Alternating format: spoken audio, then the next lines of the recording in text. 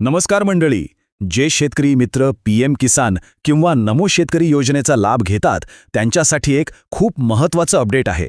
सरकारने एक नवीन निर्णय घेतलाय आणि त्यामुळे पुढचा हप्ता खात्यात येण्यापासून थांबू शकतो.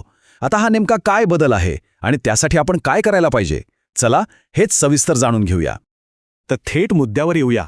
पीएम किसानचा हप्ता खरंच थांबणार आहे का, हाच प्रश्न सगळ्यांच्या मनात असेल नाही का? आणि याच सूत्र आहे, हो, असं होऊ शकतं. म्हणजे जर सरकारनं आणलेल्या एका नवीन नियमाकडे दुर्लक्ष केलं तर मिळणारी आर्थिक मदत थांबवली जाऊ शकते. म्हणूनच पुढची सगळी माहिती अत्यंत लक्ष देऊन ऐका. तर मग हा नवीन नियम नेमका आहे तरी काय? केंद्र सरकारनं पीएम किसान योजनेसाठी एक नवी अट घातलीय. आणि हो, ही अट सगळ्यांसाठी बंधनकारक आहे. आणि लक्षात घ्या, हा बदल विशेषतः योजनेच्या येणाऱ्या 22व्या हप्त्यापासून लागू होतोय. सरकारनं याबद्दल एकदम स्पष्ट सूचना दिल्यात. म्हणजे याची अंमलबजावणी खूप कडक होणार हे नक्की. तर तो सगळ्यात महत्त्वाचा नियम आहे तरी काय? तो आहे फार्मर आयडी. हो, तुम्ही बरोबर ऐकलं. पीएम किसान योजनेचा पुढचा हप्ता आता फक्त आणि फक्त त्याच शेतकऱ्यांना मिळणार आहे ज्यांच्याकडे हा फार्मर आयडी असेल. जर तो नसेल तर हप्ता खात्यात जमा होणार नाही. इतकं हे सरळ आणि स्पष्ट आहे. आणि हे बघा, ही काही साधीसुधी सूचना नाहीये. हे थेट सरकारकडून आलेले निर्देश आहेत. आणि जेव्हा सरकार स्वतःहून असा आदेश देतं तेव्हा त्यामागे एक गांभीर्य असतं आणि त्याची अंमलबजावणी होणारच. त्यामुळे याकडे दुर्लक्ष करण्याची चूक अजिबात करू नका. बरं, आता साहजिकच मनात प्रश्न येतो की अचानक हा फार्मर आयडी इतका महत्त्वाचा का झाला? यामागे सरकारचा एक स्पष्ट हेतू आहे. चला तोच समजून घेऊया. या बदलामागचा सरकारचा मुख्य उद्देश आहे बनावट लाभार्थ्यांना रोखणं आणि सगळी प्रक्रिया एकदम पारदर्शक करणं. अनेकदा काय व्हायचं, चुकीच्या किंवा अपात्र लोकांना योजनेचा फायदा मिळायचा. आता या फार्मर आयडीमुळे सरकारला प्रत्येक लाभार्थ्याची ओळख पटवणं खूप सोपं जाईल आणि योजनेचा पैसा थेट योग्य शेतकऱ्याच्याच खात्यात जाईल याची खात्री करता येईल.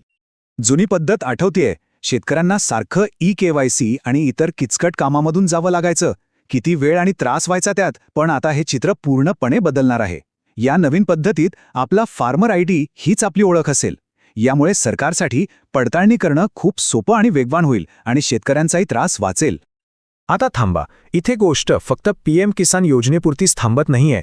या एका नियमाचा परिणाम दुप्पट आहे आणि खास करून महाराष्ट्रातल्या शेतकऱ्यांसाठी तर हा मुद्दा खूपच महत्त्वाचा आहे.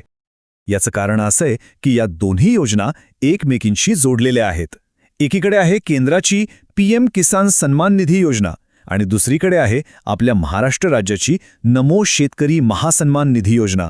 या दोन्ही योजना आपण म्हणू शकतो की एकाच नाण्याच्या दोन बाजू आहेत. आणि खरा महत्त्वाचा मुद्दा इथेच आहे. नमो शेतकरी योजनेचा नियम एकदम सरळ आणि स्पष्ट आहे. जो शेतकरी पीएम किसान योजनेसाठी पात्र असेल त्यालाच नमो शेतकरी योजनेचा लाभ मिळेल. याचा अर्थ काय होतो? सरळ आहे.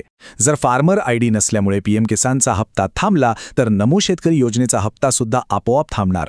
म्हणजे एका चुकीमुळे थेट दुहेरी नुकसान होऊ शकतं. ठीक आहे, एवढं सगळं ऐकल्यावर आता पुढे काय करायचं हाच प्रश्न मनात आला असेल, बरोबर? पण काळजी करू नका. त्यासाठी काय करायचं याच्या सोप्या पायऱ्या आता आपण पाहू. तर मग करायचं काय? सगळ्यात पहिलं आणि सगळ्यात महत्त्वाचं काम म्हणजे लगेचच्या लगेच आपला फार्मर आयडी काढून घ्यायचा. आता ही प्रक्रिया कशी करायची हे जर माहीत नसेल किंवा काही अडचण येत असेल तर अजिबात वेळ वाया घालवू नका. थेट आपल्या गावातील तलाठी किंवा तहसील कार्यालयात जाऊन भेटा. ते तुम्हाला नक्कीच मदत करतील. एक गोष्ट लक्षात ठेवा, अजूनही वेळ गेलेली नाहीये. फार्मर आयडी अजूनही काढता येतो. पण उशीर करू नका. जितक्या लवकर हे काम पूर्ण कराल तितक्या लवकर तुम्ही निश्चिंत व्हाल. त्यामुळे दिरंगाई न करता आजच्या आजच या कामाला लागा.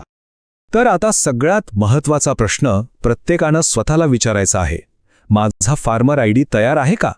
कारण या एकाच प्रश्नाच्या उत्तरावर तुमच्या दोन्ही योजनांचं भवितव्य अवलंबून आहे. आणि जर याचं उत्तर नाही असेल तर आजच कामाला लागा आणि आपला हक्क मिळवा.